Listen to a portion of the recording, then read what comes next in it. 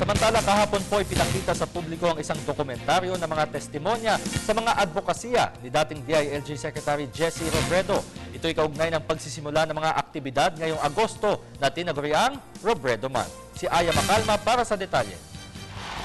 Matapos ang isang taon, emosyonal pa rin si Congresswoman Leni Robredo sa tuwing pag-uusapan ang kanyang yumaong asawa na si Secretary Jesse Robredo.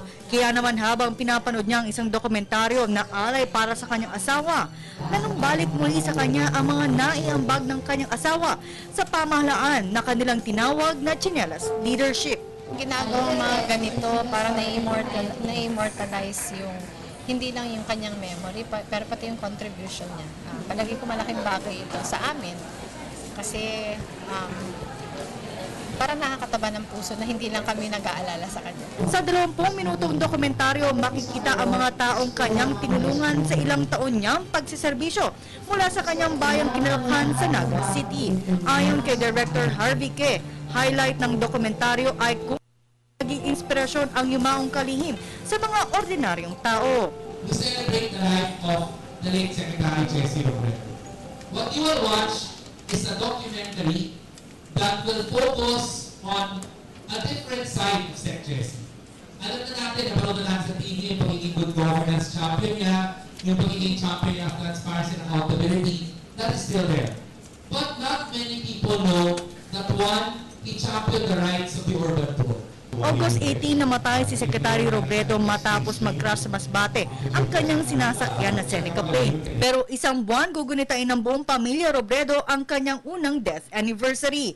Kasama na rito ang pagtungo ni Attorney Robredo sa crash site sa Masbate matapos ang isang taon kasama ang buong rescue team na tumulong sa search and rescue operation. Sa ngayon, aminado si Attorney Robredo na hirap pa rin siyang tanggapin ang pagkawala ng kanyang best friend, asawa at padre de pamilya. My kids are okay, pero ako kasi, I think I'm more emotional now.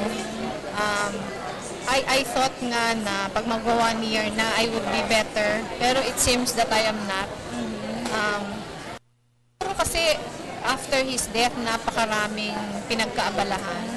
Ngayon na medyo settled na lahat, parang doon nagsisink in yung lungkot. Parang mas nararamdaman yung void na iniwan niya. Kaya parang yung mga maliliit na bagay ngayon, parang apektado tayo.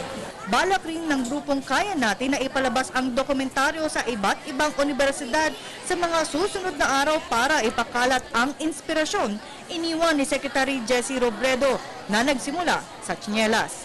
Para sa Telebisyon ng Bayan, Waywaya Macalma.